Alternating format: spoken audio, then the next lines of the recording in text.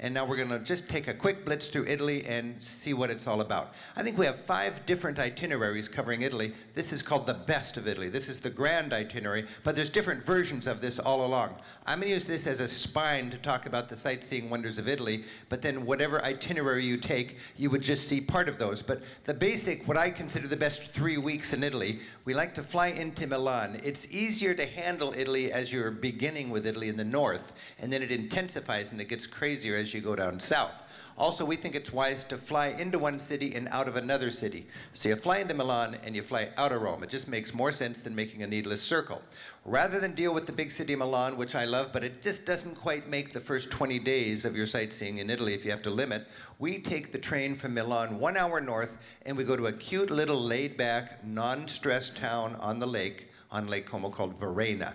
That's where you'll meet your guide and your bus. The bus will then take you across to Verona, Romeo and Juliet town, and then up into the Dolomites. This is the Alps of Italy. And then we go down to Venice. And then we go to Florence. And that's about a 3-hour drive from here to here. And you're with your guide, it is efficient. That's the beautiful thing. You can snooze, you can write, you can learn the language. The bus time is not downtime. It's beautiful part of the trip. Then we head over, because Venice and Florence are intense, we want to give you a little break on the beach. So we go to the Cinque Terre. After the Cinque, and if you see 2, that's 2 nights. As tour operators, we think it makes much more sense to have 2 nights in a row than a series of frantic one-night stands. Somebody else can promise more. A less sophisticated consumer will say, this tour does that, that, and that. But you only have 7 days in a week. And if you're constantly uprooted, the tour bus drivers nickname those tours pajama tours. Why even get out of your clothes, you know? We're not pajama tours. You are a newcomer that first night, and you're an old hand the second night, and you get to really know these beautiful places where we spend 2 nights each. So after Cinque Terre, a quick stop at Pisa, down to Siena, wonderful medieval rival of Florence, then over for a quick stop at Assisi, the hometown of St. Francis, a good look at the countryside in Umbria, hill towns, agriturismos, beautiful farmhouses doing traditional culture, and then we have our finale in Rome. If you have a little extra time, give yourself a few more days there, because Rome you could spend a lot of time in. Okay, now this is where we get used to Italy. What a wonderful place to get over jet lag. This is Verona, and Verona is on Lago di Como. The nickname is honeymoon country, and when you go there, you do feel like it is a romantic place to get used to Italy. Your guide will meet you there. I've stumbled into a number of our guides, and the guy, especially our Italian guides, just love to get you right into the thing. She'll be learning songs, she'll be learning the language, she'll be learning all the quirky things about the Italian lasagna so that you can really enjoy that place best. This is one of our guides, Alfio, teaching a group some song on the first night. And we have a situation, this is, I don't know exactly what hotel your group will be in, but many of our tours will stay in a hotel like this. This is Hotel Oliveto, right by the ferry dock, and there you can buzz around the lake. You got a day, you got a boat pass for all of the boats on the lake. Bellagio is just 10 minutes away. You can wander around this little town and you just enjoy a nice romantic meal with your travel partner. You can enjoy the view. Switzerland's just right there, so you're just a few miles from Switzerland, literally. And you can take these traditional steamers up and down the lakes and explore. This is Bellagio, the more resorty place that you can get to for your shopping and see fancy people with poodles and buying ties and beautiful little outfits, you know. And it's fun to check that out.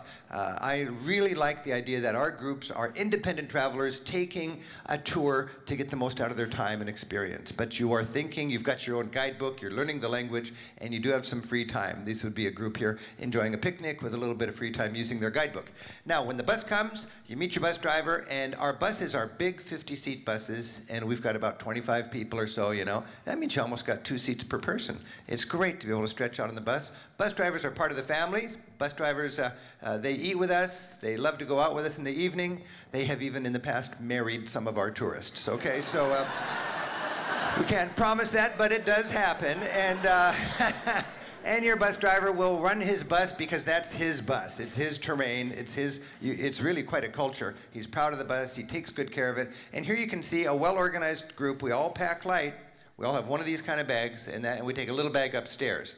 And the bus driver's busy loading everything in. People pitch in. That's the esprit de corps of a Rick Steves tour that we really like. You got to limit your bag to 9 by 22 by 14 inches. That is a way that we can shape the clientele. If you can't do that, you will have more fun on another tour. Now, when you get on the bus, you get settled in, and your guide takes this opportunity to orient you. The guide's got a wonderful mic and sound system, and he loves to teach and make sense of what you're rolling by. And in a moment, you're going to be coming into Alto Adige. Now, here we have a welcome sign in 3 different languages. That would be German, it would be Italian, and it would be Ladin. And that is the old ancient Latin language, going way back to Roman times. And you'll learn about that. And this area is called Südtirol in German because it was part of Austria until just 100 years ago or so. And then it was called by Italy Alto Adige. And there's a lot of complexity there. You've got people that are Germanic that are living in Italy. You know, it's just a fun slice of Italy. And so many times we underestimate the diversity in Europe. But we've got this kind of dramatic scenery, and you'll be staying right up here in the, do we stay in the Alpine di Susi? Yes, we do. Yeah, so, that's exactly the view from the hotel. That's the view from the hotel. And if you can imagine that, and it's beautiful, easy walking, or you could get up and hike up to the mountain hut up there.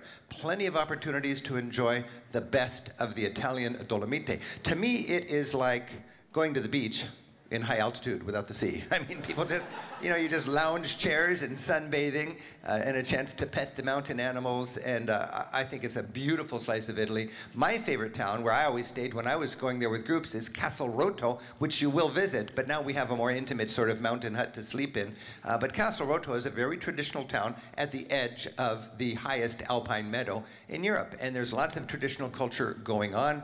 And then, you're well oriented now in Italy, we go down to Venice. And Venice, of course, there's no buses allowed, no cars. Park your bus at the edge of town, ride the boat into town, and most tour groups stay in the mainland, and they charge you extra to get into town. We stay right downtown. It's more expensive for us. You'll climb a few more stairs, but you're out early, you're out late, you hear the bells, you can just tumble out of the hotel and do your own thing. It is so much more efficient. It's so much more honest, I think, to keep your groups right down where the action is. Venice is remarkably well preserved.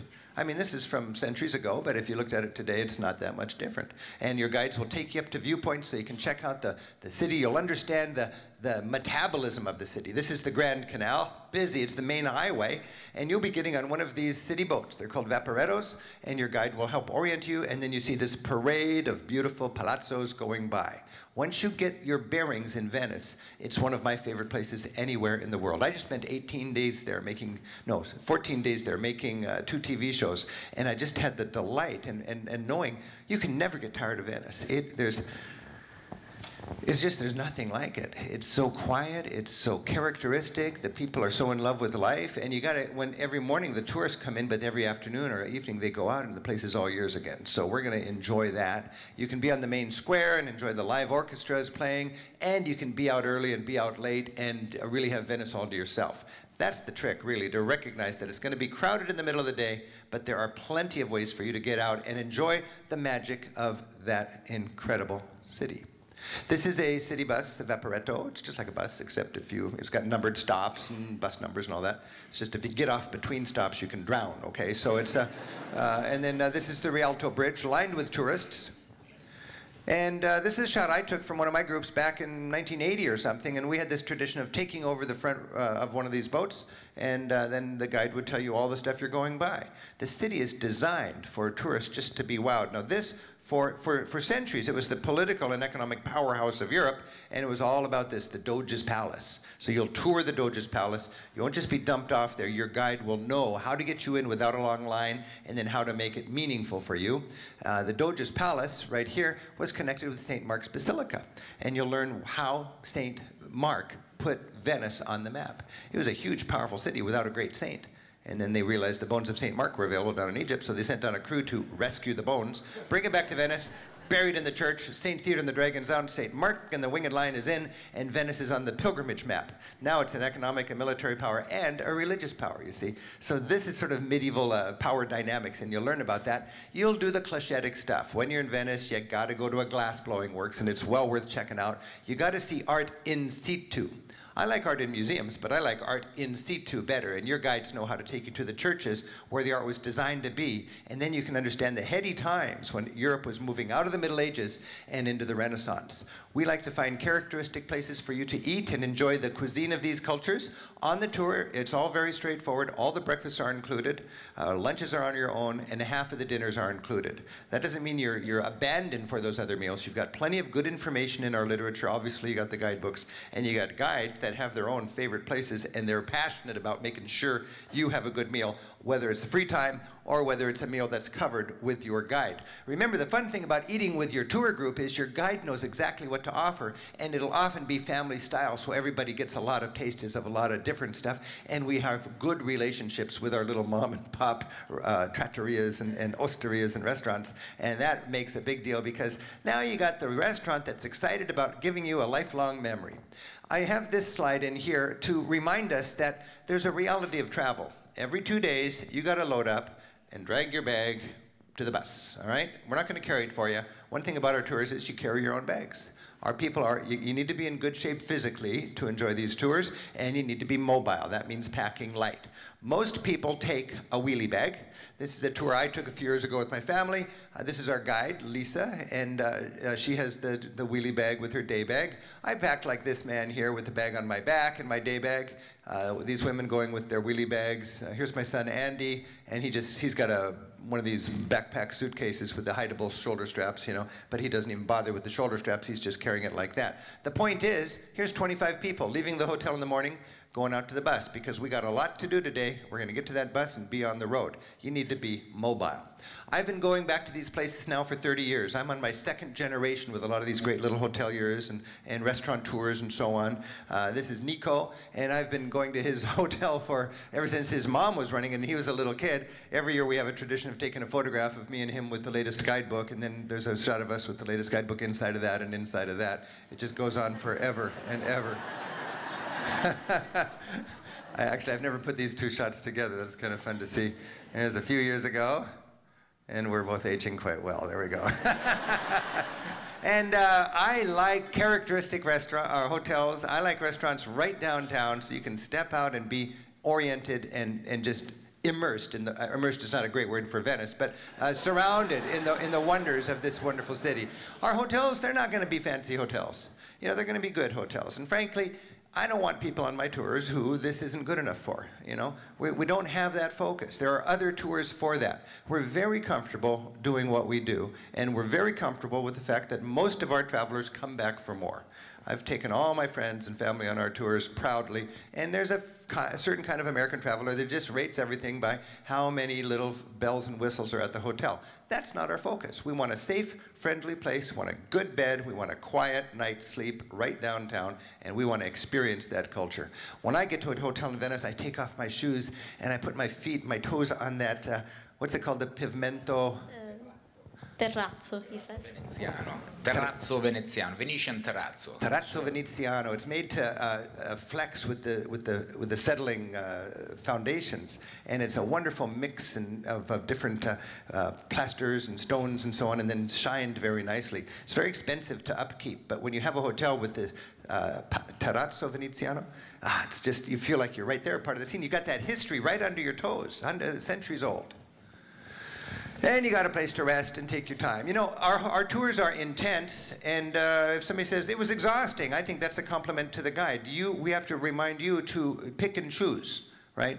You rest afterward. You're paying good money to have the best guide in Europe with the best things to see, but of course, we're all mortal, and you just can't go 14 hours a day, but we offer a full plate, and we encourage our people to not overwhelm themselves.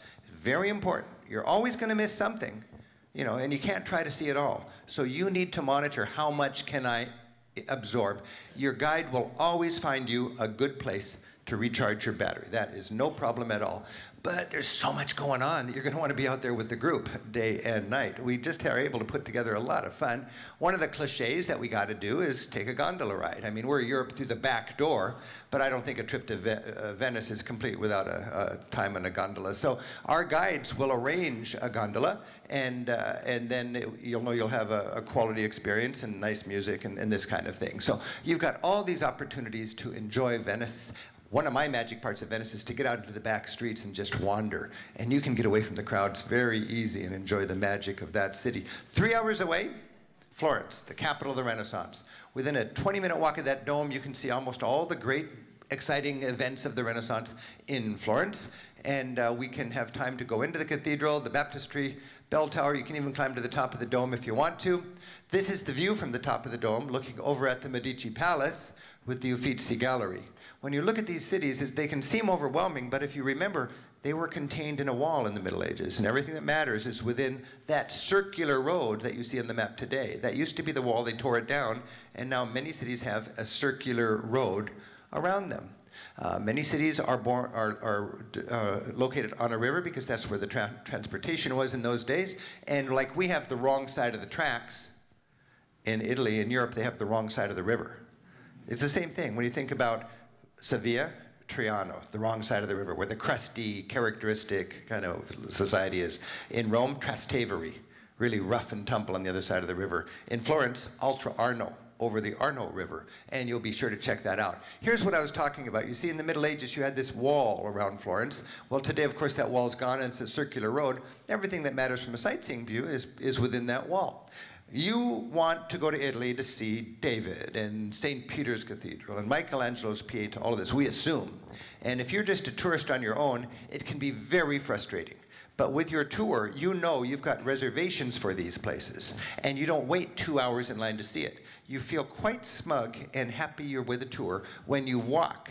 Immediately after breakfast, you walk right by 200-yard long line of sweaty, bored, frustrated tourists, and you walk immediately into that site, and then you have a guide like Virginia or Ricardo who can explain the importance to it, and then you have free time to enjoy the rest of it, and then you're out there for a cup of coffee, get on the bus, and go to the next great site.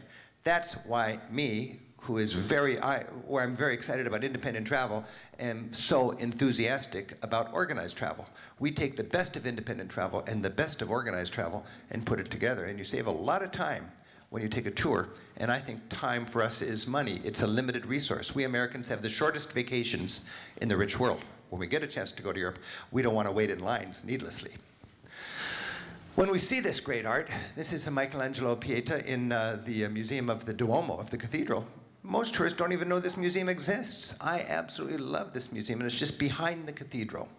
We'll know that David was originally there, but he moved out of the public and out of the acidic air into safety in modern times. We'll know the greatest collection of Italian paintings is in the Uffizi Gallery, and again, we will not wait in this line. You'll walk by these people and immediately in, because we already have your reservation for these places. Then you stand before the newly restored Botticellis, and you get somebody who can explain it to you, not only with great knowledge, but with a charming, in a lot of cases, Italian accent, okay? So that's just the way to enjoy Botticelli. Beautiful art in situ, beautiful music in the evening on the streets, and wonderful edible art forms, among them gelato. Most of our guides have their favorite gelateria. Calorie-free. Calorie-free. Yes. A moment on the lips and never on the hips.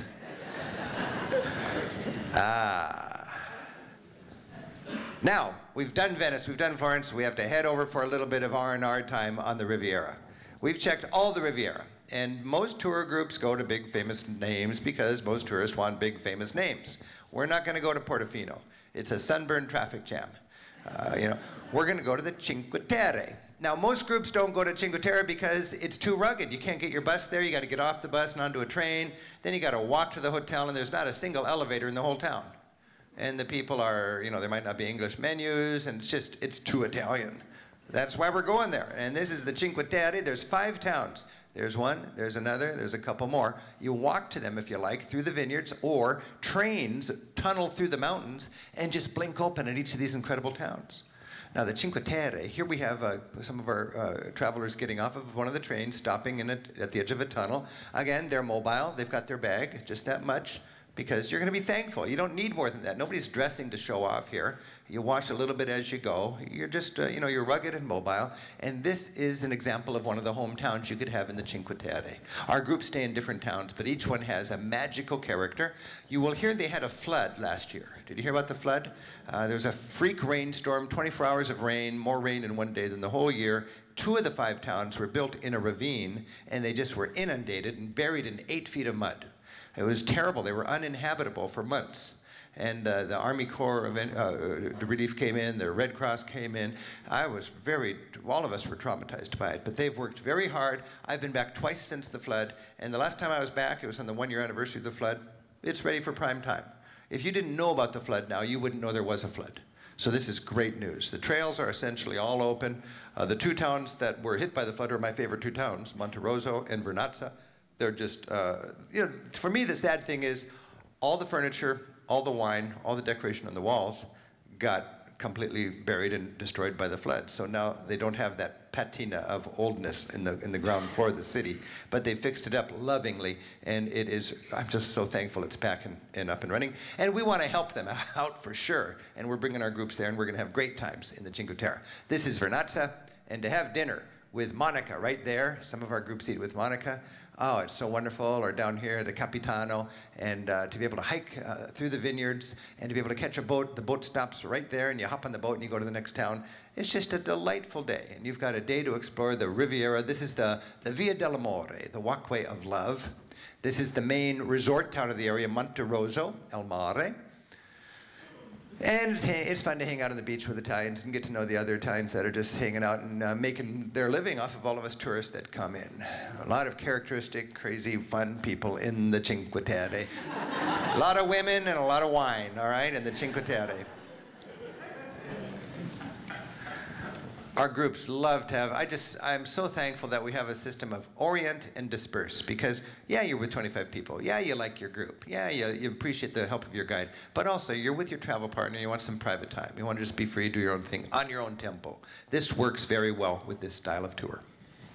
Okay, an hour away, Leaning Tower of Pisa. Again, this would be something where if you have a reservation, you don't have to wait in line, and you can enjoy the Leaning Tower quite nicely and quite efficiently. For years, we've been trying with our groups to straighten it up, and it doesn't work. They've been working on it with more technological ways, where you pull out the steam from the ground and you counterweight the uphill side of the tilt or whatever. But we'll learn about the latest of the Leaning Tower of Pisa before going down to Siena. And Siena is a town that aficionados of Italy really, really love Siena, and for good reason. Siena is, in its medieval heyday, was a powerhouse. And in so many ways, Siena is still in its medieval mindset. They have that famous donkey race, or that horse race, the Palio. It's really their private race. They don't want publicity for it. I've tried to film it, and they say, yeah, you don't need to bother filming. This is for us. And when we go there, you're more than welcome, but it's their own medieval mindset, and I just love going to Siena. This is the main square, Il Campo. It's a unique square in Europe. You can be there all alone, sitting on the square, and you can come back later on in the afternoon, and it's just packed with people. And it's one of their many festivities, a lot of them revolving around that Palio. If you happen to be there during Palio time, even not on the day particularly, but just within a few days of Palio, there's all sorts of fun and festivities happening that you can get caught up in.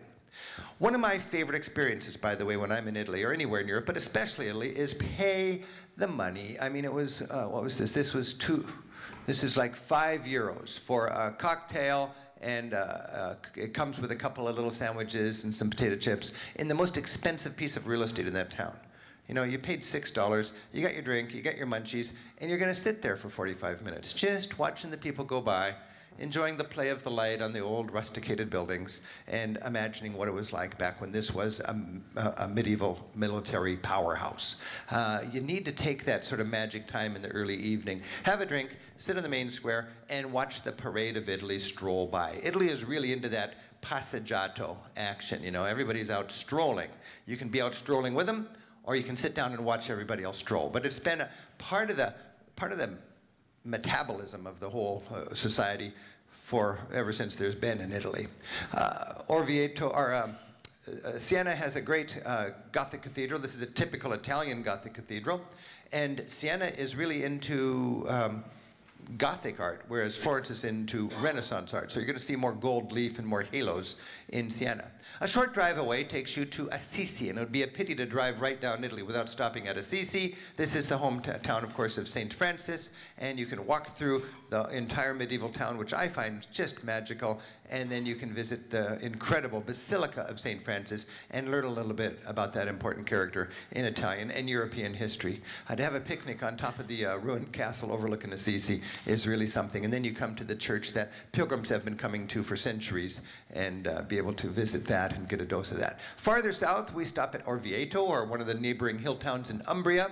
It's very exciting to check out the hill towns. Here you can see what a hill town is. Do you see the tufa, the volcanic sort of plug?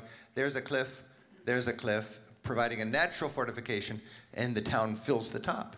And with your guide's help, you'll understand just how that worked. Here you can see the ornate facade, typical of an Italian Gothic church. And here we can see the best preserved medieval skyline. In the old days, all these towns had their Montagues and Capulets, you know, the feuding families in Romeo and Juliet, and they all had their private armies and their own fortified towers. And there's a very fascinating story to that, and your guide will explain that whole medieval kind of design of society. Most of the cities with all these private towers, most of them had these towers, but they threatened kings. And in many times when there was a king or a bigger power, he would say, all right, everybody has to cut off their towers, you see, because that was an affront to his ability to control them. For some quirky reason, San Gimignano got away without never having to destroy their towers, and you will see that when you go to that town north of Rome. My favorite little hill town is Civita di Bagnoregio. And there's hundreds of little hill towns, and this to me is a classic. And not many tour groups go here because not many tour groups want to climb that donkey path. But if you climb that donkey path, you get to this pinnacle town that's just going through another century, as it has for 25 centuries now. Civita di Bagnoregio. I mean, there is history. Here I'm leaning on a pillar that was once a pillar of an Etruscan temple. So you know when there's a Christian church, it's probably built on the holy ground of the people who were there before them. The Etruscans were, you dig down below the church, you find Etruscans. And you dig down below that, and you might find something even from a sacred part of or even earlier civilization. Civita has some traditional life that you can check out. And anywhere you go in this part of Italy, Tuscany and Umbria, you're going to have a chance to eat this rustic, beautiful, you know, cuisine. And while France is very sophisticated and wonderful sauces and all that, in Italy it really is a passion for ingredients. It's simple, it's fresh, it's seasonal, it's grown locally, and it's served with expertise and love, really. And you pick that up in your travels there, and I can't get enough of it when I'm in Italy. Going to these little rosticceria and delis and ordering great local cuisine. There's a lot of farmhouse, guest houses and B&Bs, agriturismi, and that's a chance for you to do that. Now we come into Rome, capital of Western civilization in so many ways, and with the help of a guide, you can then see Rome in layers and not be so overwhelmed. Of course, you want to check out the classical city, and in Rome, oh baby, this is the Forum. This is where the 7 hills came together, and this is from where that magic mix happened, where Rome happened. And Rome, as we like to say, it lasted 1,000 years. It grew 500 years, it peaked for 200 years, and it dropped for 300 years. It started 500 BC, it went to 500 AD. The first half was the Republic, then it got too big and unwieldy to be run in a sort of a thoughtful, democratic style way, so the last half was an iron-fisted dictatorship, the empire. And what we do when we go, that's the very, very basics, and then we fill that in with the help of your guide. And when you're standing there in the Forum, you can understand how that city could grow to the point where the word Rome no longer meant the city, but the word Rome meant the entire civilized world. Everything was either Roman or beyond that white area, barbarian. Didn't speak Latin or Greek. It is a thrill for us guides to be able to have you in Rome and help share that story with you.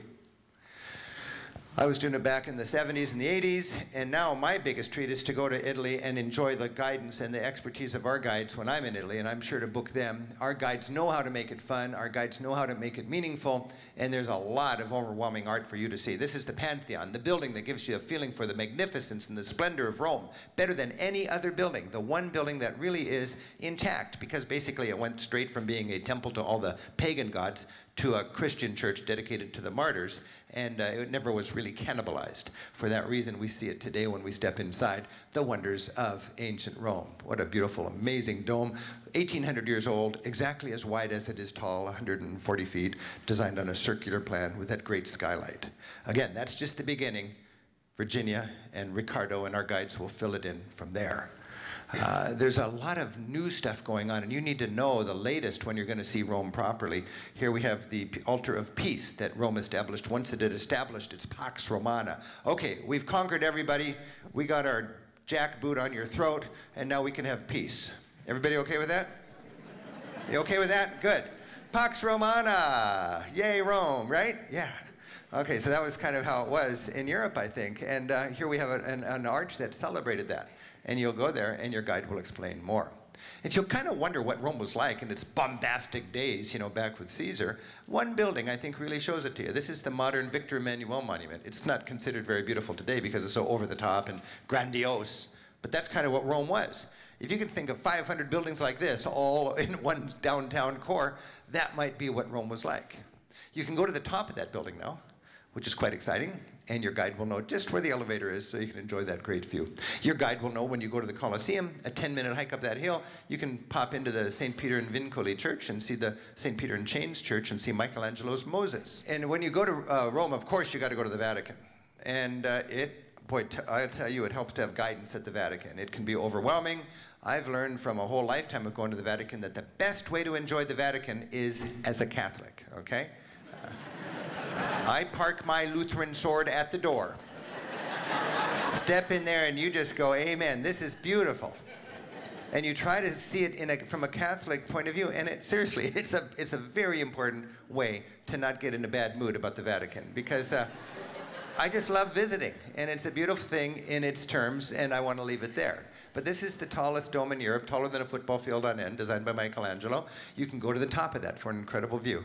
This is in wintertime, by the way, when they have the biggest manger scene anywhere set up right there on Piazza San Pedro. We have great winter tours of the great cities of Europe, by the way.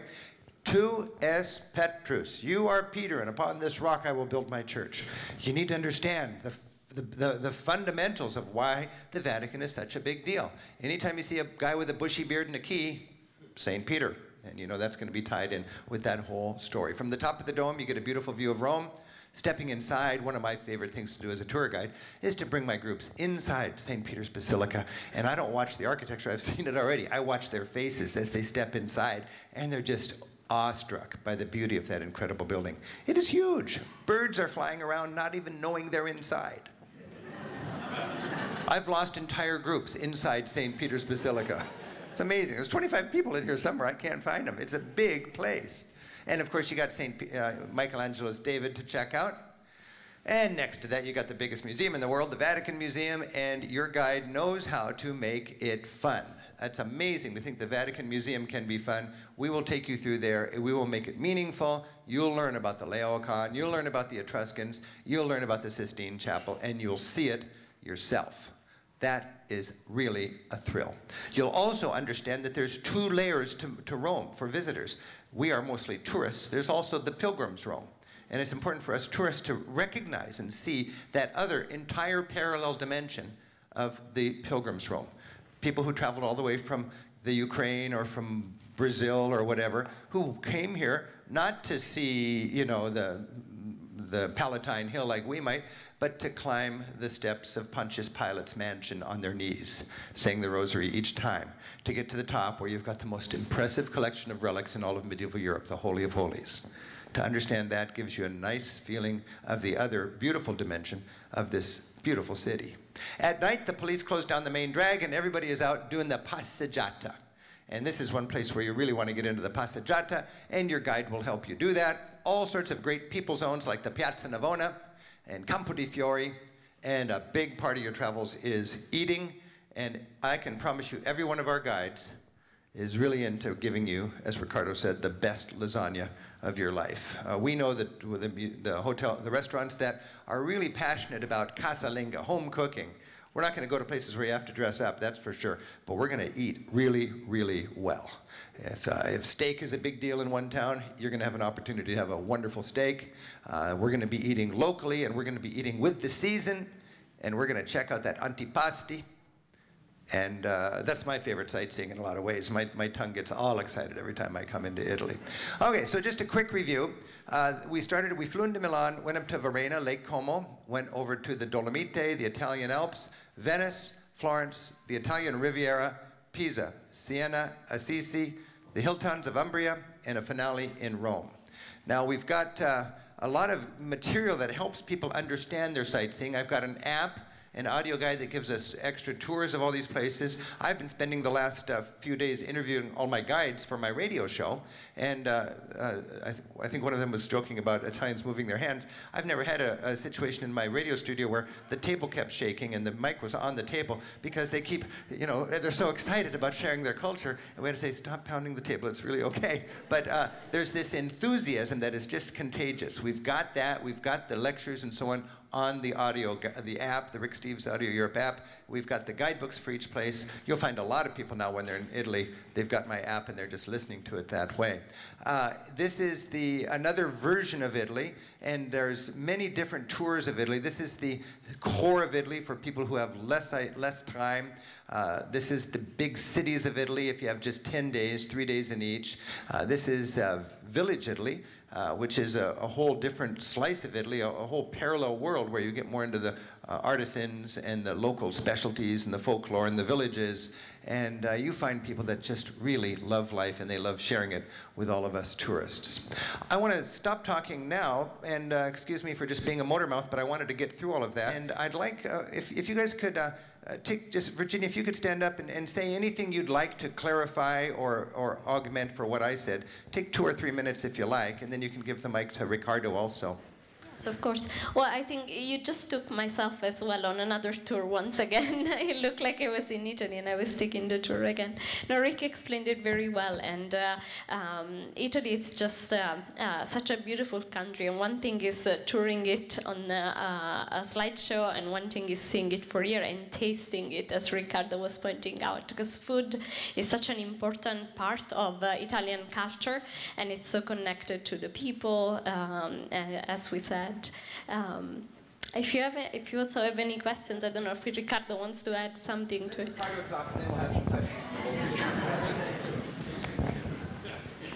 No, it's okay. Well, you know, I feel a little uncomfortable here because our environment is not here, it's out there. So, you know, I can only tell you this, we would like to try to turn you people from tourists into travelers, because there is a difference. Because tourists usually use this. Click, click. But you can do it at home, you know, computers today. A traveler uses not only this is a traveler, 50 cents altogether. So we'll try to do those things together. At the beginning it might be a little funny, strange, but then you will see that it's not that difficult. You know, turning tourists into travelers. That's, I think, our goal. And that's it. The only thing is, let's go out there and try, because here, we don't get any better here, you see, so sold, bought it. The only question I wanted to ask Rick, when there was the slide with the, you know, with the columns Etruscan, I wanted to ask whether the Etruscan column was the one in gray or the one dressed in blue. No, sorry. Fired. No. Hey, we talked half of yesterday about how to distinguish our travels through our teaching by doing exactly what Riccardo was talking about there, making it an experience, experiential travel. And there are so many ways to do that. And that's, I've sort of encouraged our guides to aggressively get our travelers out of their comfort zone, you know? Some people say, oh, you shouldn't talk about religion or politics. I think when you're traveling with a guide like this, we want to talk about these complicated issues. Europe is dealing with some exciting challenges. We're dealing with some exciting challenges. How do the Italians do it, you know? And what can they learn from us? What can we learn from them? We have a few minutes for questions for Virginia or Riccardo or me. Is there anybody that's got a question? Yeah. Could you make some comments about preferred times of the year to travel? Preferred times of the year to travel. Italy is hot, I gotta be honest. It's, I was just there working in July and August this last year, and we have a lot of tours in July and August, but it's gonna be hot. It's gonna be like Southern California in July and August, and it's getting hotter. In the old days, I sort of proudly didn't want air conditioning, but now you gotta have air conditioning to get any sleep in the middle of the summer in Italy. Best Italy, I would say, is April, May, September, October. I like Italy in the winter.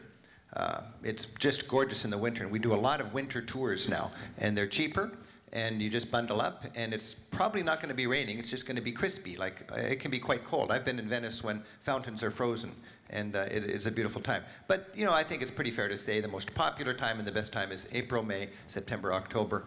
Any more thoughts on climate? No, I agree about it gets very, very hot in the summer, so, but it depends, of course, whenever people have People time. do it, but if you're flexible, it's it's really crowded in the summer because the students are all there.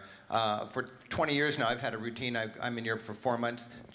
April and May, I'm in the Mediterranean, whether it's Greece, Italy, or Spain. And then I go back after I go home in June. July and August, I'm north of the Alps. Any other? Yes? You said the trails are open in the Cinque Terre. Can you actually hike between all 5 towns, or are there portions that are still closed? There's one trail between 2 of the 5 towns that's technically closed.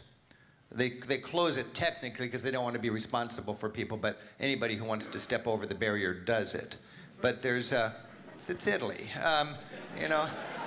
But there's I was just there, and there's hiking. You can hike to your heart's content. I mean, at worst, you have to go on an inland trail to get to the between those 2 towns, or catch the train or the boat. Yeah. In the back. What kind of daily budget is appropriate for the kind of group on your own time? Now, that's a good question. So on our tour, if you think of the big economic picture, obviously you've got all your transportation, all of your sleeping, all of your breakfasts, none of your lunches, half of your dinners covered. All of your group sightseeing is covered. There's no tipping allowed. Your bus driver, your guide, they're paid up front. They're really well paid up front. You're going to have, to be honest, there's a lot of ways to spend money. You know, your drinks at all meals will be on your own. All of your lunches, half your dinners, and then you'll have some free time while you want to do some stuff. There's a lot of expensive things that people might want to do. You might want to go to the opera in Rome, or you might want to, you know, go out to a fancy dinner on your free evening out. But that's very variable. And if you had, I think if you had $50 a day overall for your extra expenses, I think that would work just fine. You know, if you're a shopper, it might be a little different. Yeah.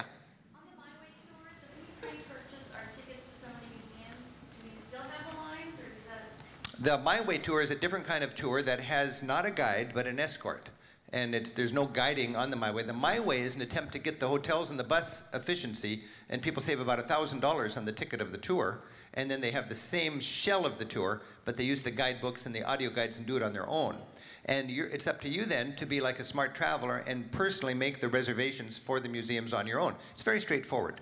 And then you know when you're going to be there, and you know, 3 weeks early you go to their website or give them a call and you make your reservation. It's very doable. Yeah. How long and how strenuous are the organized days, free-time days? You know, how long and how strenuous are the organized days? You don't have to go anywhere, but you're going to walk. You know, you saw that hill town where I pointed out the donkey path. You know, we can't get the bus anywhere near that, so you're going to walk half a mile up, have an hour of free time, and then you're going to, your guide will say, we'll meet you in half an hour back at the bus. We do like to walk across Rome in the evening, and you know, it's a 3-mile hike, I would say. How what? The daily schedules? You're on vacation. What time do you guys get your groups up?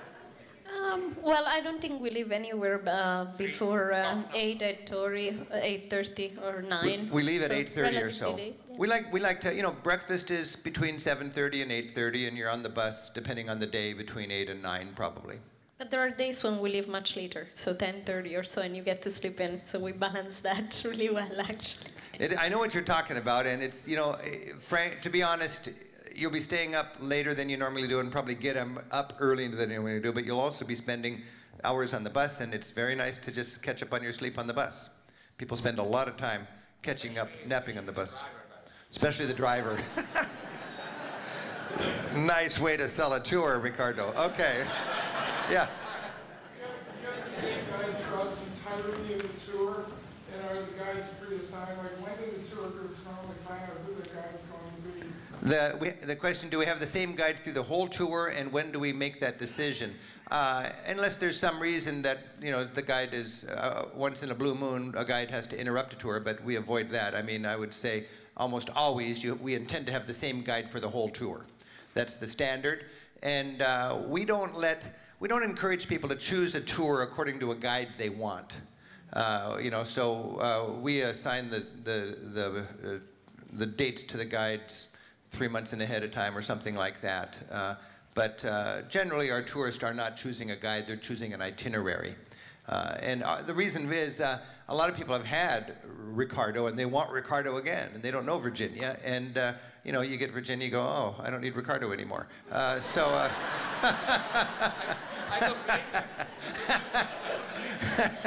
I'm always amazed at that, because right off the bat, most people who see my TV show want me, and I say, no, I don't do the tours. I take the tours. My guides do better than me, honestly. And then our guides each have a personality, and we were just encouraging them yesterday to play to their strengths. You know, some people are really into Risorgimento or the Renaissance or the ancient Roman stuff, and others are really into a whole different slice of Italy. We don't, you know, we generally don't publicize which guide is doing which tour. Any other questions? Yes? A practical question. Your travelers travel light. How do they handle buying souvenirs and mementos along the way?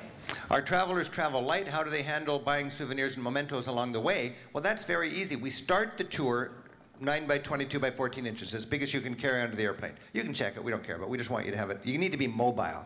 But everybody has a box they put under the bus. And you can leave whatever you want in that box and have that be your deep storage.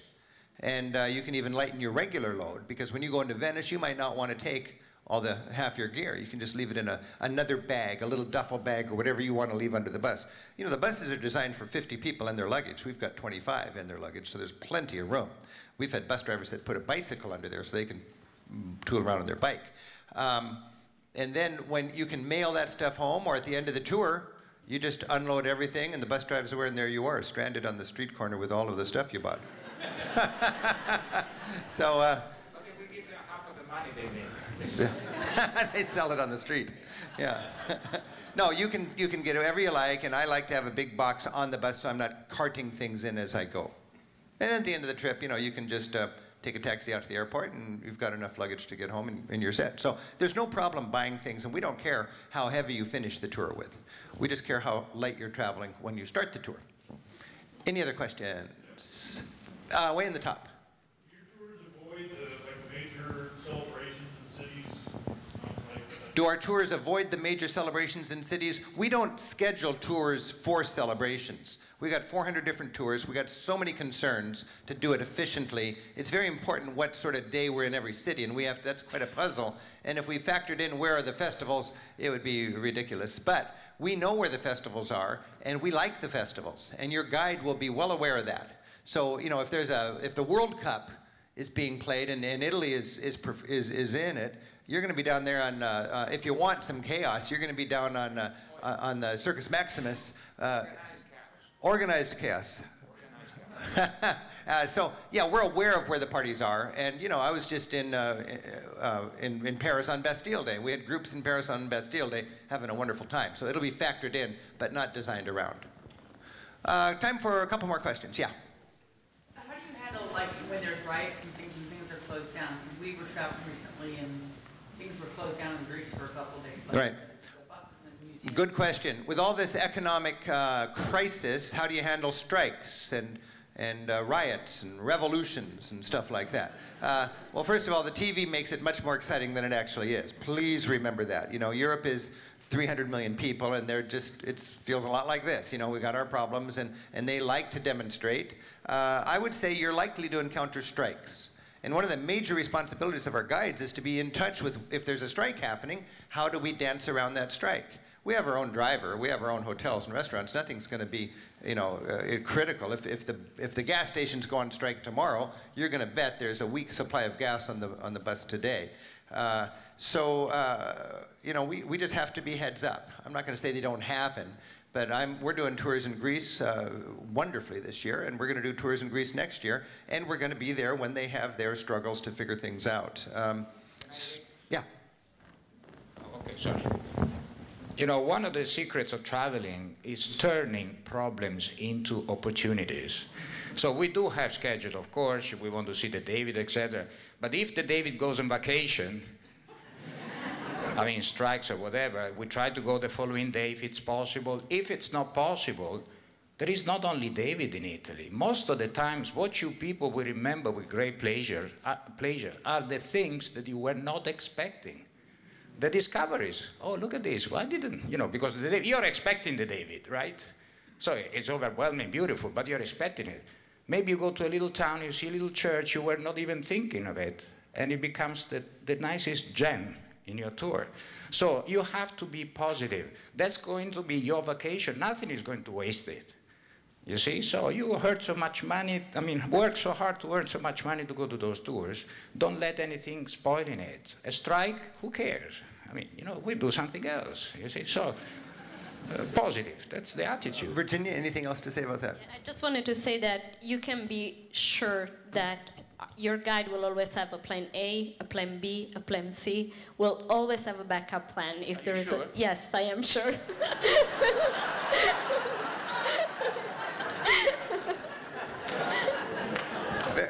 Very nice. Virginia will always have a plan B.